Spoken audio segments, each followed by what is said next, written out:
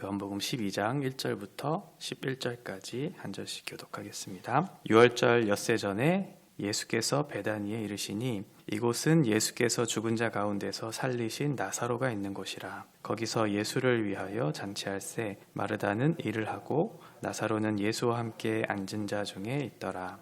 마리아는 지극히 비싼 향유 곧 순전한 나드 한 근을 가져다가 예수의 발에 붓고 자기 머리털로 그의 발을 닦으니 향유 냄새가 집에 가득하더라.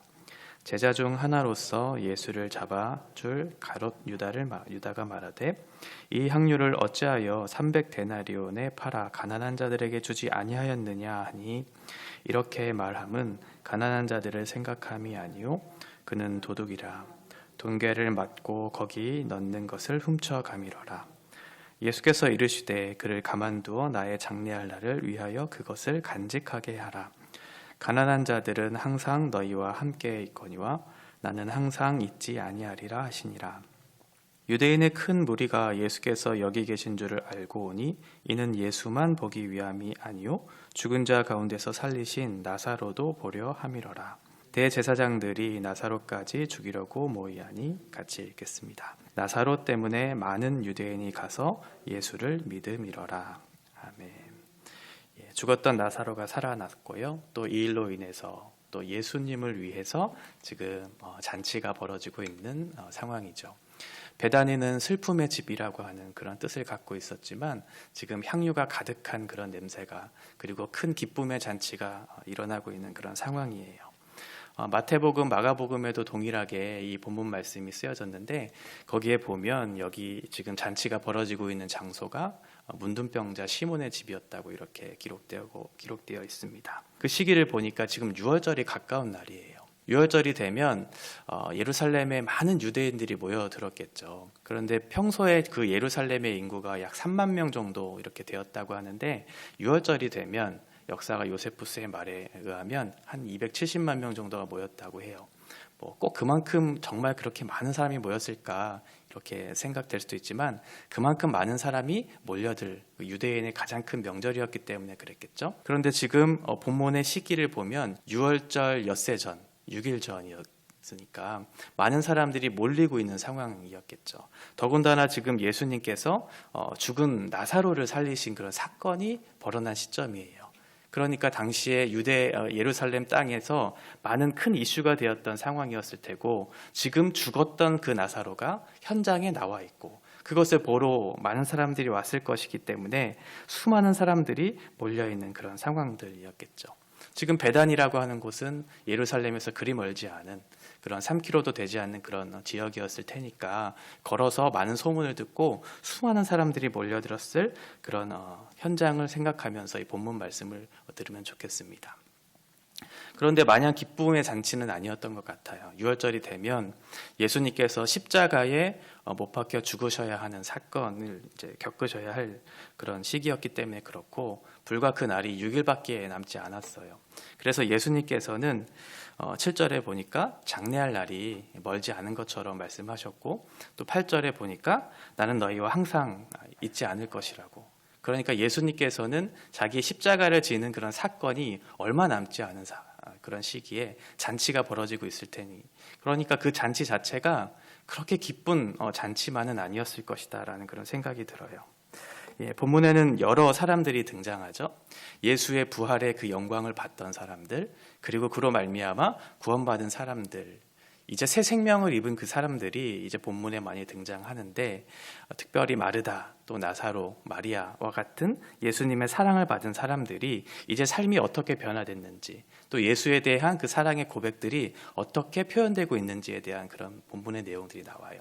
우리가 이 본문의 말씀을 보면서 우리도 새 생명을 받은 사람들이니까 이제 예수를 어떻게 따르고 예수에 대한 사랑의 고백을 어떻게 그렇게 드려야 할까라는 것들을 좀 생각하면서 이 본문 말씀 좀 생각했으면 좋겠습니다. 제가 생각했을 때 신앙이라고 하는 것의 핵심은 아마도 성화인 것 같아요. 신앙이라고 하는 것이 단순히 구원을 받은 것 이상의 것을 이야기하고 있기 때문에 그렇거든요. 구원을 받았으니까 끝난 것, 이것이 신앙이 아니죠. 이 땅에서 우리가 누릴 수 있는 최고의 복은 아마도 예수 그리스도를 닮아가는 것이겠죠. 예수처럼 예수와 같이 행동하고 예수님처럼 말하는 그것이 가장 큰 복이 아닐까 그런 생각을 하게 돼요. 변화된 삶을 보여주는 것이죠. 오늘 예수 그리스도를 만난 사람들의 변화된 삶, 첫 번째 우리가 좀 살펴볼 사람은 2절에 보면 마르다예요.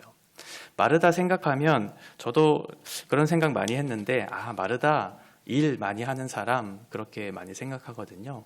예수님을 위해서 열심히 일하는 사람, 그런데 그 열심히 일을 하면서도 뭔가 좀 불만이 있는 사람 이렇게 생각을 하게 되거든요. 왜냐하면 우리가 기억하는 그 말씀이 있기 때문에 그렇죠. 누가복음 10장 40절에 보니까 그 마르다가 마르다에 대해서 어떻게 표현하고 있냐면 마르다는 일이 많아서 마음이 분주했다라고 그렇게 얘기해요. 예수님을 위해서 열심히 일한 그런 마르다. 그런데 마음에 뭔가 이렇게 분주한 마음이 들면서 불평을 하게 되죠. 주님, 내 동생이 나 혼자 일하는 것, 그것을 왜 생각하지 않습니까? 그 동생도 저를 좀 도와줘야 되는 것 아닙니까? 라고 그렇게 얘기하고 있는 거죠. 지금 뭔가 불평, 불만이 그렇게 마음속에 들어온 것 같아요.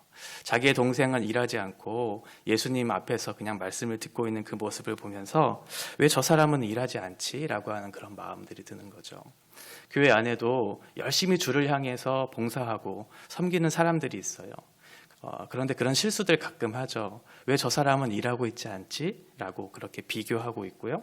또 이렇게 열심히 일하고 있는 나는 왜 알아주지 않지? 라고 하면서 자기를 인정해 주지 않는 그 모습들 때문에 힘들어하고 하는 그런 모습들, 우리들도 많이 실수하는 그런 모습들 같아요.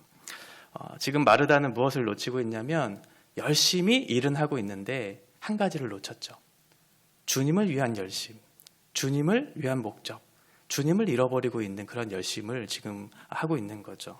그래서 예수님께서 마르다야 마르다야 네가 많은 일을 하지만 염려하거나 근심이 너무 많구나. 여러 가지 일을 하는 그것 말고 한 가지를 택하더라도 그것을 빼앗기지 말아라라고 하면서 예수님 자체를 빼앗기는 열심과 기쁨에 대해서 말씀하셨잖아요. 그런데 지금 마르다는 오늘 본문에 보면 여전히 일을 하고 있어요. 그런데 예수님 만난 이후에 또 나사로의 부활 사건을 경험한 이후에 마르다는 아마도 그 섬김의 자세나 그 태도나 이런 것들이 변했겠죠.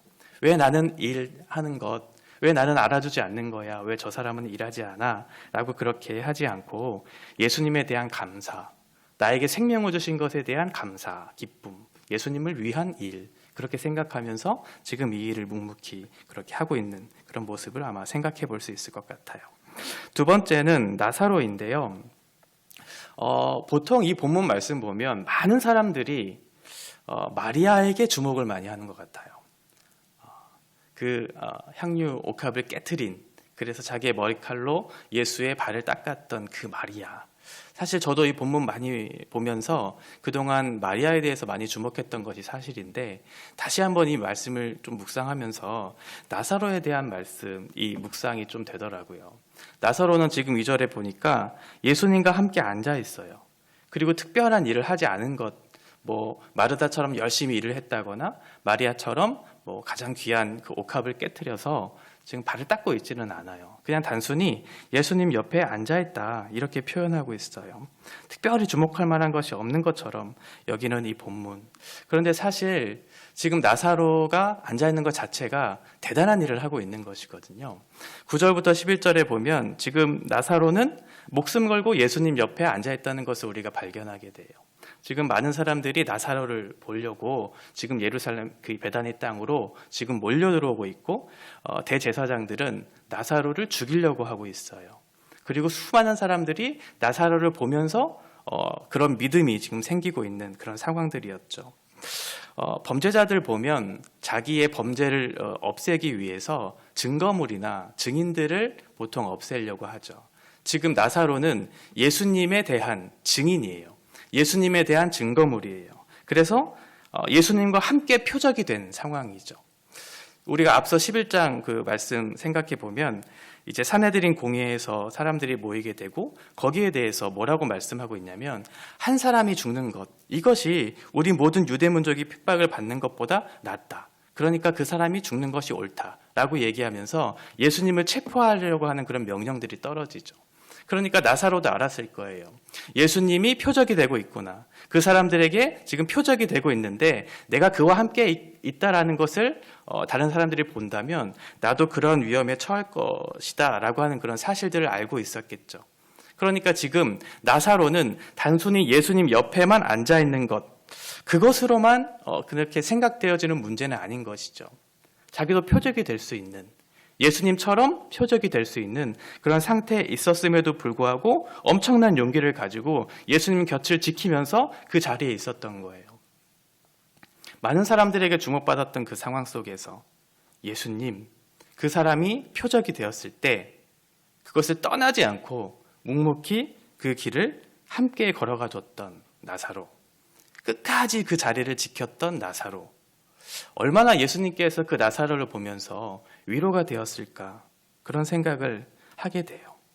예수님 사랑하는 사람은 예수님이 곁을 지키는 사람이죠. 반짝 한 달, 반짝 1년 열심히 신앙생활을 하고 열심히 예수를 따르는 것 같지만 그것이 꾸준하지 않아요. 그리고 떠나요. 제가 청년 때 섬겼던 교회에 개척했던 그런 목사님이셨고 30년간 교회를 그렇게 섬기면서 이제 원로 목사님으로 그 자리를 섬기셨던 목사님께서 하셨던 말이 아직도 제 머리를 이렇게 속에 늘 기억에 남아있는 말이 있어요.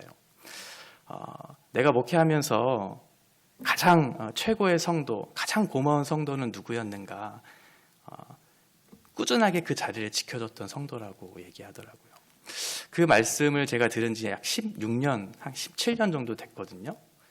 그 말이 저도 이제 나이가 얼마 되진 않았지만 한 해 한 해 지나면서 신앙생활 하면서 그 말이 참 맞는 것 같아요. 꾸준하게 예수님 곁을 지켜주는 그 사람이 정말 하나님 보시기에 정말 고마운 사람일 것이다 라고 하는 그런 생각이 들었기 때문에 그래요. 끝까지 그 자리를 지켜서 거듭난 생명으로 어떠한 특별한 일을 하고 있지는 않지만 내가 예수의 증인으로, 예수의 증거물로 그 자리를 지켜주고 있다면 많은 사람들이 그 사람을 보면서 그렇구나. 예수로 인해서 변화된 사람은 저런 사람이구나. 그 변화된 존재 자체로 지금 열심히 예수님에 대한 사랑의 표현을 하고 있는 그런 나사로의 모습을 보면서 참 여러 가지 생각을 하게 됐거든요. 그러면서 우리 교회에 대해서도 그런 어떤 소망들, 그런 기대들을 갖게 됐어요. 거듭난 많은 사람들이 꾸준히 예수 곁에 있으면서 그 자리를 지키면서 그렇게 평생을 신앙생활하고 있는 우리 권사님들 또 장로님들께서 우리의 교회의 존재 자체로 그렇게 일하고 계시는구나라는 생각했어요. 그러면서 한 가지 기대가 생겼어요. 우리 권사님들, 장로님들께서 우리 교회의 큰 나무가 되어주셨으면 좋겠다. 그리고 많은 젊은이들이 그 안에서 투정하고 때로는 그렇게 여러 가지 어리광도 부릴 때 그 권사님들, 장로님들이 그것들을 넉넉히 받아주면서 우리 교회가 세대를 잇는 그런 한 몸을 이루는 교회가 됐으면 좋겠다라는 그런 기대들을 하나님께서 주셨어요. 그리고 나서 우리가 주목하는 마리아가 나오죠. 3절에 보면 마리아가 나와요. 값비싼 향유, 순전한 나드 한 근을 예수님께 부었던 그 여인이죠. 우리가 알고 있는 것처럼 5절에 보니까 그 가치가 무려 300데나리온이라고 얘기하고 있고요. 마가복음에 보면 300데나리온 이상이라고 그렇게 표현하고 있어요. 우리가 알고 있죠. 한 데나리온이 당시의 노동자 하루의 품삯이었다는 것을. 그러니까 300일치의 지금 품삯을 그렇게 드렸던 거예요. 그런데 이 나드라고 하는 것이 굉장히 귀한 것이었대요. 인도 북부의 고산지대에서 추출되는 그런 기름이었다고 얘기해요. 그런데 지금 이 예루살렘까지 이동하려면 당시의 이동 수단으로서는 굉장히 어려운 것이었겠죠. 추출하기도 어렵고 이동하기도 어려운, 구하기 어려운 그런 순전한 나드 한 근. 그런데 마가복음에 보면 그것이 어디에 담겨져 있냐면 옥합이라고 하는 곳에 담겨져 있어요. 옥합은 이렇게 대리석으로 만든 그런 그릇이었다고 하는데 굉장히 귀한 이집트에서 만든 그런 그릇이었다고 얘기해요. 순전한 그 나드를 가장 귀한 그런 어떤 병에 담아서 그렇게 보관할 정도의 그런 좋은 가치 있는 것이죠. 그런 것을 예수님께 부었어요. 오늘 요한복음에 보면 다리에 부었다, 발에 부었다라는 표현이 나오지만 사실은 평양 본문인 다른 본문을 보면 예수님의 머리, 마가복음 14장 3절에 보면 예수님의 머리에 부었다고 그렇게 표현되고 있거든요. 그러니까 예수님의 머리에 부은 그 순전한 나드, 값비싼 향유가 이제 몸을 전체를 흐르고 적셔서 이제 발까지 이제 흐른 거죠. 그러니까 예수님께 모든 것을 드린 거예요. 머리부터 발끝까지 나의 가장 존귀하신 예수님께 그 순전한 나드 한 그릇을 드리면서 하나님에 대한 사랑의 표현을 하고 있는 그런 마리아의 모습을 볼 수 있죠. 당시 여자로서는 해서는 안 될 것 같은 머리를 풀어 헤치고 모든 관습과 전통을 폐하고 상식을 깨고 있는 지금 마리아의 그런 모습들, 가장 존귀한 예수님께 가장 존귀한 것을 드리고 있는 그런 모습들, 당시 노예들이 했던 발을 닦는 행위들, 가장 낮은 자리에서 가장 존귀한 예수님을 사랑의 표현을 하고 있는 그런 마리아의 모습들을 보게 되죠. 마르다와 나사로와 마리아, 이 사람들은 부활의 증인이었고 부활의 증인된 삶을, 변화된 삶을 지금 예수님께 가장 좋은 사랑의 표현으로 드리고 있는 그런 모습들을 보게 돼요. 그런데 4절에 보니까 그와는 반대로 예수님의 제자였던 가룟 유다에 대해서 설명하고 있죠. 가룟 유다는 굉장히 좀 영악한 사람이었죠. 말은 그럴듯하게 했었던 사람이에요. 그 향유를 어떻게 깨트려서 예수님께 드릴 수 있는가? 차라리 그것을 팔아서 가난한 자들을 돕는 것이 좋지 않겠느냐라고 그렇게 표현하죠. 굉장히 좋은 말 같지만 사실은 가룟 유다의 목적은 다른 데 있었어요. 말은 그럴듯했지만 목적은 다른 데 있는 사람이었죠. 보니까 그 사람은 돈깨를 맡고 있었던, 돈을 맡았던 사람이기 때문에 자신의 이익을 위해서 그 돈을 좀 훔치려고 했는데 그렇게 못하게 된 그런 상황이 되어지니까 그렇게 얘기한 거죠. 왜 그것을 깨트리냐고. 가난한 사람들에게 돕는 것이 더 좋지 않은 일이냐고 얘기하면서 굉장히 바른 말을, 입바른 말을 얘기하지만 결국은 예수님에 대한 어떠한 사랑도 없고 예수님에 대한 어떠한 헌신도 없는 가룟 유다의 모습을 보게 돼요. 3년이나 예수님을 쫓아다녔던 제자였어요. 그런데 예수님에 대한 사랑이 전혀 없는 그런 모습들, 가룟 유다를 보게 되죠. 겉으로 그럴듯해 보이는 그런 사람들. 그런데 이용 가치가 떨어진 그 사람, 팔아버리죠. 은30에 팔아버려요. 노예의 값으로 지금 예수님을 생각하면서 은30으로 예수님 팔아버리는 그런 사람들. 굉장히 나쁜 놈이죠. 똑같은 내용, 똑같은 장소에서 똑같은 사람에게 지금 말을 듣고 있지만 각기의 반응이 너무나 다른 그런 모습들을 보게 돼요. 마르다와 나사로와 마리아는 사랑에 대한 그런 반응으로 자기의 그런 주어진 그 일을 묵묵히 감사함으로 하나님 앞에 드렸고 또 변화된 자신의 삶을 그런 존재로 자신 앞에 그렇게 드리면서 예수님 곁을 묵묵히 지켰고 또 한 사람은 눈물로써 그렇게 예수님을 섬기면서 자기의 사랑에 대한 표현들을 하게 됐어요. 반면에 유다는 또 종교 지도자들은 예수님 팔아먹으려고 했고 예수님 죽으려고 하는 그런 대조되는 그런 상황들을 오늘 본문 속에서 발견할 수 있습니다. 우리의 반응은 어떠한가라는 걸 좀 생각해 봤으면 좋겠어요. 예수님 자리를 지키면서 그 옆에 있는 나의 자리를 지키면서 예수님과 함께 그 길을 걸으려고 하고 있는가? 내가 예수님 곁에 늘 붙어 있어서 끝까지 그 길을 걷겠다고 얘기하고 있는 그런 표현들이 우리 가운데 있는가? 그리고 내게 주신 향유, 가장 귀한 것을 가장 가치 있고 존귀로운 그분께 나의 것을 드리면서 살고 있는가? 묵묵히 맡겨진 일을 기쁘게 감당하면서 살고 있는가? 라는 것을 좀 묵상해 봤으면 좋겠어요. 아니면 받으려고 하고 또 판단하려고 하고 예수님을 가치 있는 것으로 그렇게 생각하면서 살지 않고 단순히 이용하려고 하는 수단으로 나의 삶을 살아가고 있지는 않는가라는 생각해 봤으면 좋겠습니다. 우리가 예수님 위해서 또 주어진 어떤 나의 삶이 예수 그리스도를 위해서 살아가는 것이 얼마큼 중요하다라는 것을 발견한 사람이라면 지금 여기에 있는 세 사람처럼 하나님께서 주신 그 자리를 감사함으로 기쁘게 여기면서 나의 가장 존귀한 것을 주님 앞에 드리면서 끝까지 잠깐 반짝이는 것이 아니라 끝까지 예수님 곁에 지키면서 내 평생에 죽을 날, 그 날을 다할 때까지 하나님께 모든 삶을 드리는 그런 삶이 되어지겠죠.